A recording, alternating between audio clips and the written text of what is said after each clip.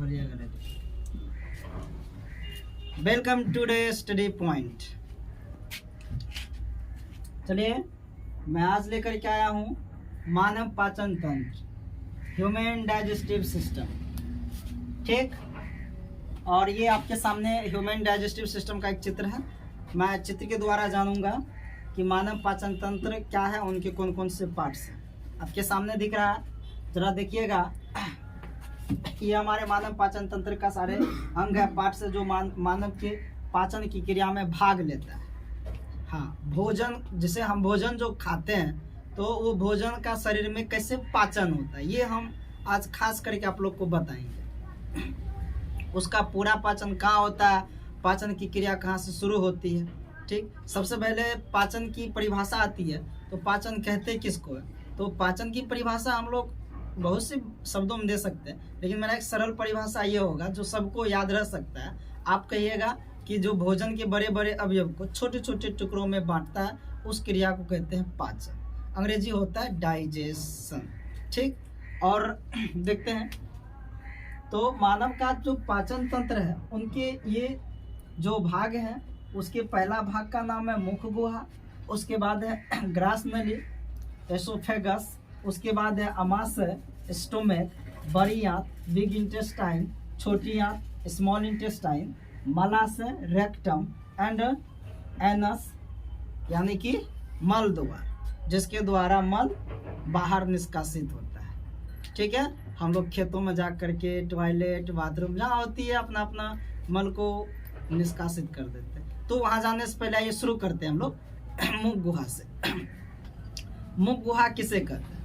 तो मनुष्य के आहार नाल के पहली भाग को कहते हैं मुख गुहा, दैट इज कॉल्ड माउथ, कहते हैं ना। तो माउथ, अब माउथ के बारे में जानते हैं, मुख गुहा के बारे में जानते हैं।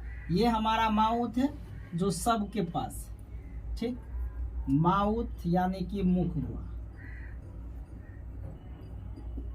आहार नाल के पहले भाग को कहते हैं मुख गुहा।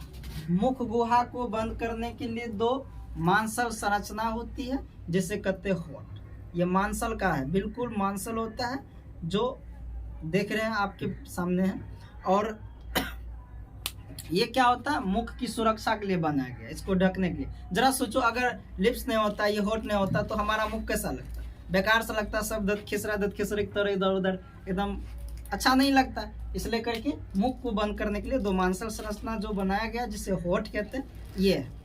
उसके बाद मुख गुहा के बारे में और बात बताऊं आपको, तो मुख गुहा के बारे में एक खास जानकारी ये भी ले सकते हैं कि मुख गुहा जो होते हैं, सबसे पहली बात, बंद करने के लिए जो होती है, दो होठ होते हैं। ठीक, उसके बाद हमारा मुख गुहा कितने जबड़ों में बटे होते हैं? 2 जबड़ों में। कितने जबड़ों में? 2 जबड़ों। आपको कहेगा कि मुख गुहा कितने जबड़ों में बटे होते हैं, तो कहिएगा 2 जबड़ों में, 2 जॉस। ओके, पहला होता है ऊपरी और दूसरा होता है निचली या निचला। ऊपरी जबड़ा और निचला जबड़ा। ठीक, ये हमारा मुख गुहा 2 जबड़ों में बटा होता है। ऊपरी जबड़ा जो होता है बिल्कुल जुड़ा हुआ होता है, और निचला जबड़ा स्वतंत्र होता है। ये देखो, हम लोग निचली जबड़ा को हिला सकते हैं, ऊपरी जबड़ा को हिला के दिखा है, हिला सकता है? किसी से नहीं होगा, नेवर, क्योंकि ऊपरी जबड़ा हिल ही नहीं सकता, क्योंकि ऊपरी जबड़ा जो होता है वो जुड़ा हुआ होता है, और निचली जबड़ा बिल्कुल स्वतंत्र होता है। ठीक, ताकि बोलने में भी मदद मिले। जरा सो ये भी अगर ऊपरी जबड़ा की तरह जुड़ा हुआ रहता, तो क्या हम लोग खुल करके बोल पाते? भोजन भी नहीं चबा पाते, खुल ही नहीं पाता। तो देखिए कितना अच्छा करिश्मा भगवान का, कितना सुंदर से बनाया हमारी मानव शरीर को, हमारी बॉडी स्ट्रक्चर को। तो ये जबड़ा है, निचला स्वतंत्र होता है। चलिए, तो यहाँ से पूछेगा कि मुख गुहा कितने जबड़ों में बटे होते हैं? 2 जबड़ों में। ये भी जान गए। मुख गुहा को बंद करने के लिए 2 मांसल संरचना जो होती है, होठ, वो भी जान गए। ठीक है, उसके बाद देखते हैं मनुष्य में जो पाचन की क्रिया शुरू होती है, वो कहाँ से होती है?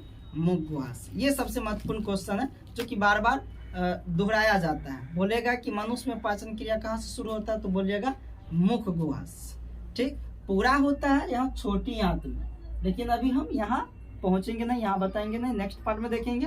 पहले हम मुख गुहा के बारे में जान रहे हैं, तो मुख गुहा के पे फोकस करते हैं। ठीक, तो आपने देखा पाचन क्रिया मुख गुहा से शुरू होता है और छोटी आंत में खत्म होता है, पूरा होता है। ठीक है, तो मुख गुहा को बंद करने के लिए होठ होते हैं 2 ठो और जबड़ा होते हैं 2 ठो, ऊपरी और निचली। ठीक, ये जानिए। अब चलिए अब देखते हैं मुख गुहा के अंतर्गत क्या क्या आता है। मुख गुहा के अंतर्गत 2 चीज आता है, पता है, एक है दांत, दूसरा है जीभ। मुख गुहा के अंतर्गत 2 चीज आता है, देखते हैं हम। पहला है दांत और दूसरा है जीभ। दांत को अंग्रेजी में कहते हैं टीथ और इसको कहते हैं टंग। ठीक, चलिए दांत के बारे में जानते हैं। ठीक, अभी आपको बताया मैं कि मुख गुहा जो होता है 2 जबड़ों में बटा, एक ऊपरी और एक निचली। इन्हीं 2 जबड़ों पे क्या होता है, मांस में धंसा हुआ रहता है। एक दांत जो होता है ये शरीर एक अस्थि युक्त होता है। क्या होता है, अस्थि युक्त होता है, बिल्कुल कठोर होता है ये, और शरीर का सबसे कठोरतम भाग भी इसे ही कहते हैं। इसके ऊपर होती है दांत, हम देखेंगे तो दांत का ऊपरी भाग इनामेल कहलाती है। ठीक, डेंटाइन जिसे कहते हैं, जहाँ पे दांत का निर्माण होता है।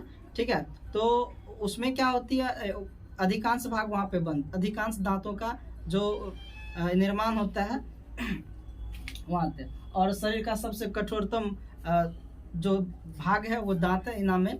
अब उसके बाद देखते हैं दांत के बारे में। तो ये दांत जो होती है हमारी दोनों जबड़ों पे धंसा हुआ रहता है, एक ऊपरी जबड़ा पे भी धंसा हुआ रहता है, निचले जबड़ा पे भी। और एक मनुष्य में जो दांत की संख्या होती है वो कुल होती है 32। कितने होते हैं, 32। और ये 32 दांत कुल 4 प्रकार के होते हैं। ठीक, अब चारों प्रकार के नाम पहले नहीं देखेंगे। ये दांत होती है 2 प्रकार के, एक को अस्थाई दांत के नाम से जाना जाता है, एक को अस्थाई दांत के नाम से जाना जाता है।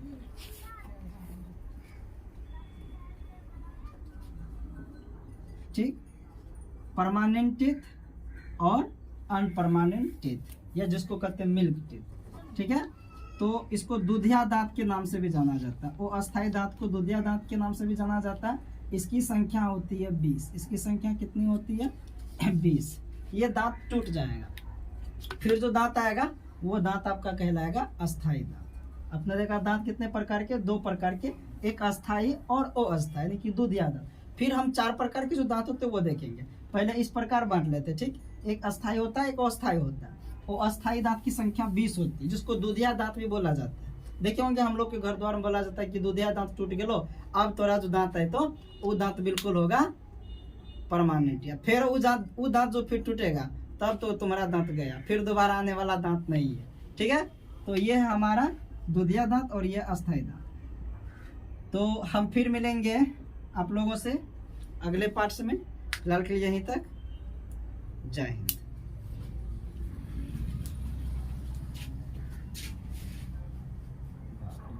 कैमरे खड़ा कर दे।